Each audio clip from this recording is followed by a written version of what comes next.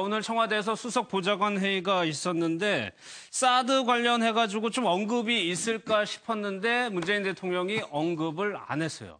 소국장님, 일단 이 문제는 어떻게 조금 진행이 되고 있습니까? 저 부분이 언급을 안 한 부분이 지금 사드 문제가 문 대통령은 어제 이건 국내 문제다라고 그 미국 민주당 상원의원과 만난 자리에서 얘기했지 않습니까? 하지만 문 대통령의 언급과 다르게 이미 국제 문제화 돼 버렸어요. 미국에서도 절차 자체가 투명했다라고 얘기를 하고 있고 중국은 이번 기회에 아예 사드 배치 철회 확실히 해라. 지금 이렇게 오히려 압박 강도를 더 높이는 쪽으로 가고 있거든요. 그러니까 그런 상황에서 오늘 같은 경우에 문 대통령이 어떤 식이든 저 부분에 대해서 언급을 하는 것은 어떤 국내적이든 국외적이든 더 이슈를 더 키우는 그런 부분이 있기 때문에 오늘 아침에 정의용 국가안보실장이 미국으로 갔지 않습니까?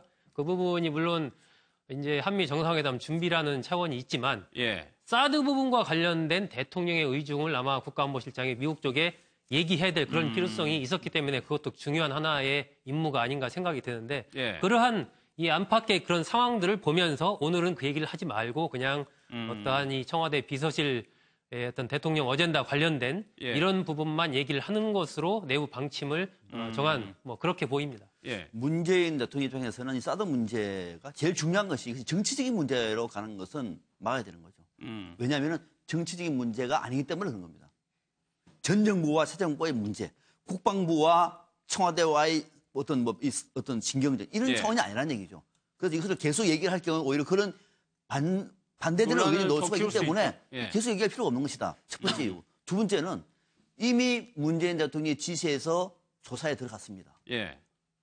조사 결과가 아직 안 나왔잖아요. 하고 있잖아. 하고 있는데 내가 또 해요? 조사에 들어가서 그 조사 결과가 나오고 난 뒤에는 어떤 조치를 취할 것이고 어쩌면은 우리가 생각하는 것보다 훨씬 더 많은 사람들이 연루가 돼가지고 죄를 받을 수도 있어요. 저는 이게 간단한 문제가 아니라 봅니다. 그러나 그만큼 큰 문제이기 때문에 문재인 대통령 입장에서는 아주 신중하게 다루고 있는 것이고 조사 내용을 지켜보겠다라고 하는 메시지를 오늘 말하지 않으면서 내비친 거죠. 전임 안보실장과 현 국방부 장관이 어제 조사를 받았는데 최경선 의원님, 한민구 국방부 장관의 발언까지 청와대가 다 소개를 하면서 문제가 있었다고 지적을 했는데 그때의 발언이요. 사드 내기가 들어왔다면서요? 라고 할 때 한민구 장관이 그런 게 있었나요? 라고 이제 얘기를 했다고 하는데 이 대화는 어떻게 좀 이해를 하고 계십니까? 솔직히 저 대화가 사실이라면 한민구 장관의 그런 게 있었나요? 이 대화는 대단히 부적절한 멘트죠. 지금 후임 안보실장이 업무 파악을 하면서 이런 지금 사드 문제가 가장 핵심 지금 현안 중에 하나인데 사드 사기가 들어왔다면서요 했다면은 그 중에서 만약에 지금 뭐 배치냐 아니면은 어떤 반입이냐 이런 다른 상황의 그 뉘앙스 차이라면은 한민구 장관이 당연하게 설명을 해야죠. 내기가 반입은 됐지만 배치는 안 됐습니다라든지 그런 게 있었나요라는 이 표현 자체는 지금 업무 인수인계 과정에서 대단히 부적절한 단어이기 때문에 왜 저런 말을 했을까? 분명히 저 단어의 차이를 설명하면서 설명을 해야 되는데 근데 이제 저는 이게 조사가 이루어지면서 이 조사의 범위에 대해서 좀 궁금증을 가지고 있습니다. 대상자요? 네, 대상자 말입니다. 예를 들어서 지금 국방부의 보고가 문제면은 한민구 장관을 불러서 조사를 하면 되는데 일단 김관진 전임 안보실장까지 불러서 지금 조사를 한다는 거거든요. 그러면 전임 안보실장과 후임 안보실장 사이의 업무 인수 인계 때는 사드 그런 배치가 어느 정도 반입 배치가 어느 정도까지 인계가 됐는지 조사하기 위해서 불렀다고 볼 수도 있지만 김관진 전 안보실장 같은 경우에는 사드 배치 전 과정에 대해서 총괄적으로 지휘를 또 했던 사람이고 물론 그 위에 황교안 총리 권한대행이 있었죠. 권한대행이 있었고 이분들까지 그러면 배치 과정까지 조사를 할 것이냐 이런 부분에 대해서는 어느까지 범위인지 좀 궁금증이 아직 남아 있습니다. 그러니까 오늘 문재인 대통령이 그런 얘기를 했죠. 처벌의 목적이 아니고 과정을 좀 파악하겠다. 저도 궁금해요. 저도 궁금해요. 대한민국 국방부가 국민들 앞에 사드 배치와 관련해서 협의한 적도 없다고 했습니다. 그러고 난 다음에 며칠 뒤에 바로 전격적으로 결정을 해버렸어요. 왜 그렇게 합니까? 저도 지금도 이해할 수가 없어요. 또 당시에 한미 당국이 맺었던 협정문 보신 적 있습니까? 없었죠. 저 모릅니다. 어떻게 협정했는지도 몰라요. 또 하나, 사드가 미국을 지키기 위한 것입니까? 대한민국을 지키고 대한민국 국민을 지키는 것입니까? 사드가? 사드의 성능에 대해서도 우리는 알고 있습니다. 그게 진짜인지 아닌지도 모르고 있어요. 예. 자, 이런 상황에서 갑자기 배치가 돼버렸습니다. 또 거기다가 국방부는 올 연말까지나 나머지를 다 6개를 한 개 포대를 배치한다고 얘기했습니다. 예. 대선 중에 부랴부랴 야밤에 트럭에다 싣고 올라와 버렸어요. 왜 그렇게 하죠? 쉬쉬하면서 조사해야죠, 당연히. 그러니까 사드 배치가 옳다 옳지 않다의 문제가 아니에요. 예. 대한민국도 주권이 있는 국가입니다. 그러면은 그 관련된 있는 내용이 어떻게 되었는지를 알아야 되잖아요. 예. 그것도 모르고 그냥 이왕 온 거니까 그냥 배치해버려. 이거는 나라가 아닌 거죠. 그 대목을 문재인 대통령이 알겠습니다. 조사하라고 얘기했기 때문에 오늘 뭐 김관진 전 실장 같은 경우는 당연히 예. 조사 범위에 포함이 되는 거죠. 일단 드러난 사실은 어쨌거나 국방부 문구에서 그 내기라던가 이 사드 구체적인 용어가 빠졌다는 건데 이게 SBS 보도에 보면은 대선 이후에 빠졌다라고 보도를 하고 있거든요. 그렇다면 뭐 때문에 대선이 뭐 어떤 판단의 기준을 제시한 걸까요? 그러니까 그 부분 때문에 이제 청와대에서는 보기를 이것이 어떤 정치적인 의도가 있다라고 이제 해석을 하는 것이거든요. 예. 대선 전은 그게 들어가 있었는데 뭐 6기라든지 뭐 추가 배치 이런 게 들어가 있었는데 그 이후에 그 부분이 전부가 삭제가 됐다라는 것은 뭔가 누군가 의도성을 가지고 이 문구를 삭제한 것이 아니냐라고 이제 그런 시각을 가지고 이 문제를 보고 있기 때문에 뭔가 이것은 항명의 성격들이 있다라고 이른바 또 국기문란적인 성격이 있다 이렇게 이제 보고 지금 조사를 진행을 하고 있는 것인데 예.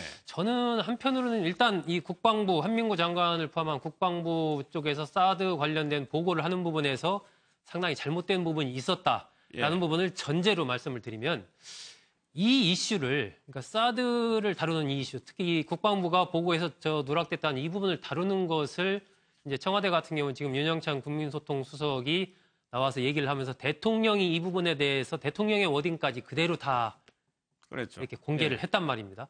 과연 이러한 방식을 통해서 이 문제를 다루는 것이 옳으냐?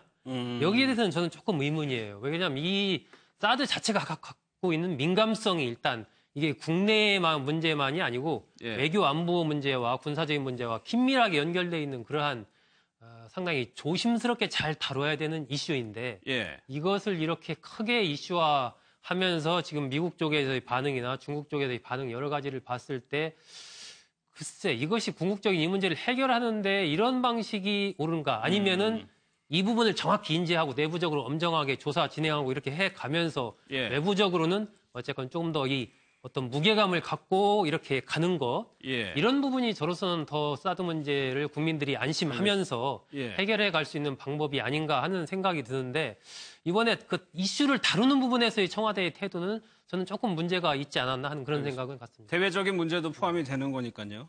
이낙연 총리, 신임 국무총리가 됐죠. 오늘 국회를 방문했는데 야당에서는 상당히 좀 불만이 있는 것 같습니다. 자유한국당의 얘기를 좀 한번 들어보겠습니다.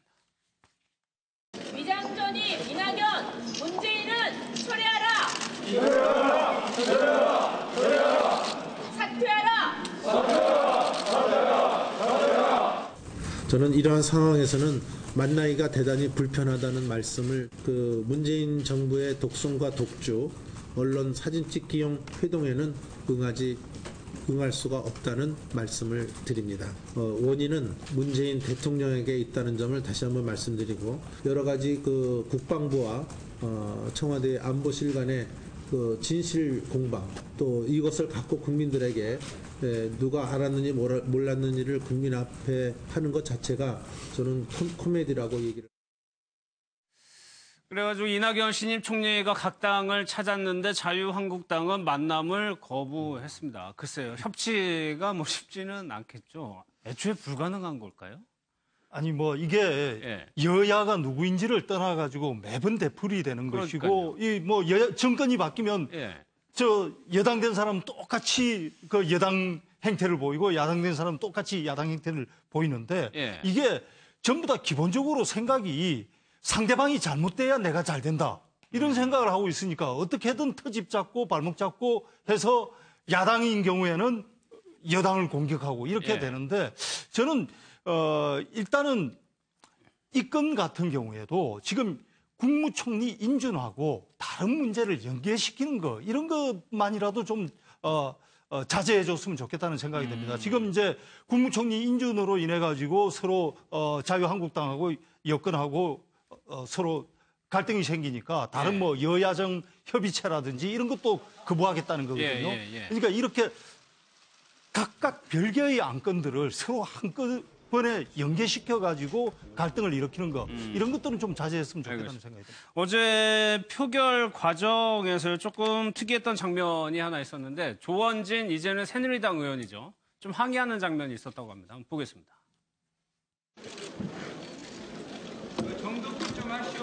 정석 정권 잡자마자 날치기 잘한다. 박수 쳐주러 와서 박수 쳐주러. 어디 정권 잡자마자 날치기 하고 저기 앉아있나? 부끄럽지도 않아? 할 얘기 있으면 해봐. 부끄럽지도 않아? 안 부끄러워요. 협치한다며. 협치 같은 소리하고 앉아있네.